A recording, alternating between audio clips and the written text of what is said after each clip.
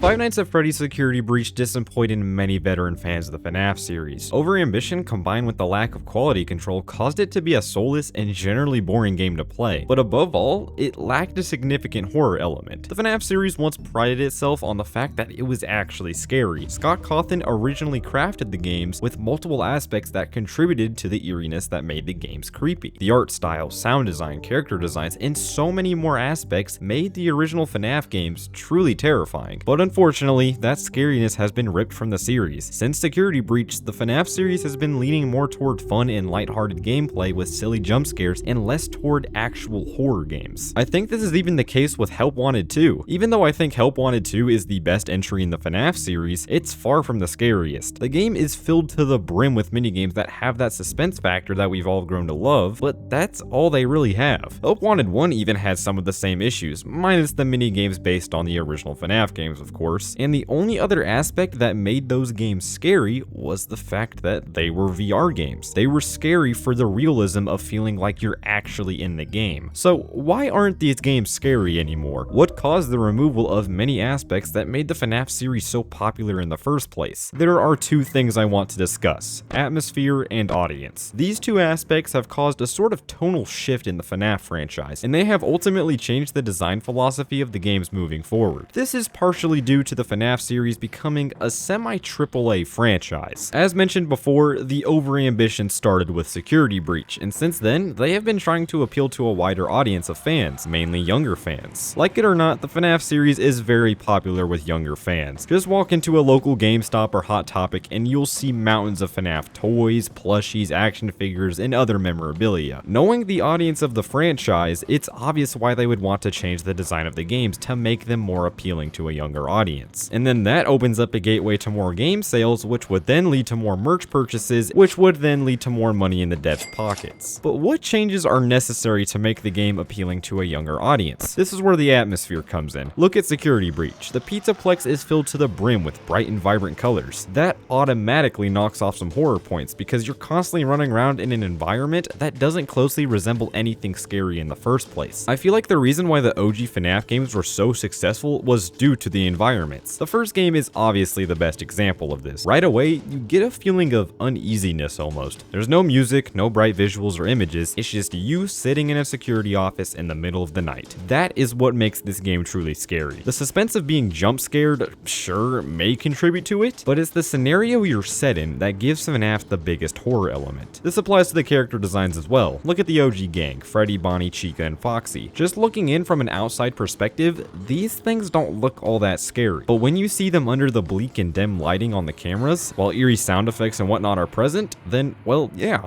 this is terrifying. So we've established that not only is the game's horror affected by the setting, but so are the actual characters and how scary they come across. But since Security Breach's environment isn't scary, then the characters aren't either. And then Security Breach adds voice acting as well, which doesn't really help if you ask me. Now, voice acting could work for these characters in a FNAF game if those other aspects I already mentioned are present, but let's talk about Sister Location for a minute. The characters in that game had really good voice acting. Circus Baby guiding you throughout many of the segments of the game is generally terrifying because you can't see her, you just hear a creepy voice that is telling you what to do. I don't recognize you.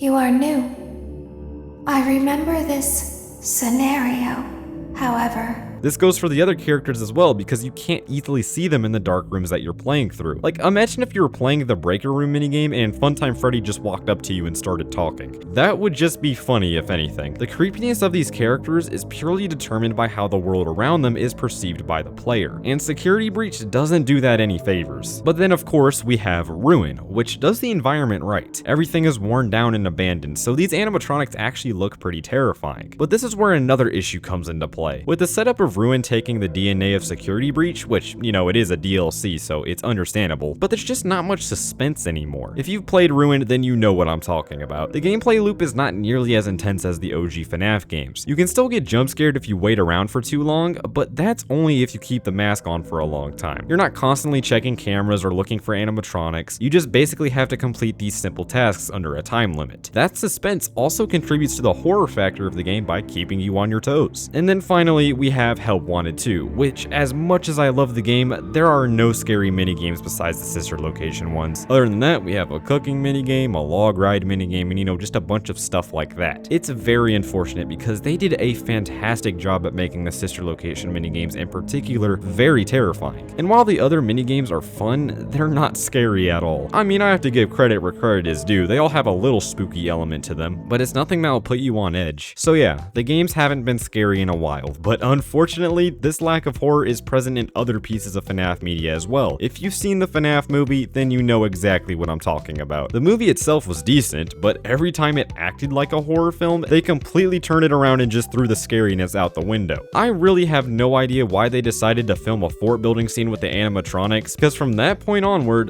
the animatronics seemed less like killer robots and more like, just kids. Which lore-wise makes sense, but when I'm watching a horror film and the main entities that contribute to the horror are made all cute and funny, then that is a terrible setup. So how do they fix these issues? I think it's time for FNAF to go back to its roots, and I think that is exactly what they're planning for the next game. FNAF Into the Pit looks like it checks all of the boxes that make a FNAF game scary, and I can't wait to play it. Will they mess it up?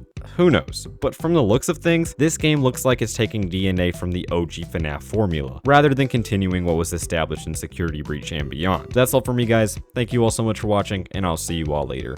Goodbye.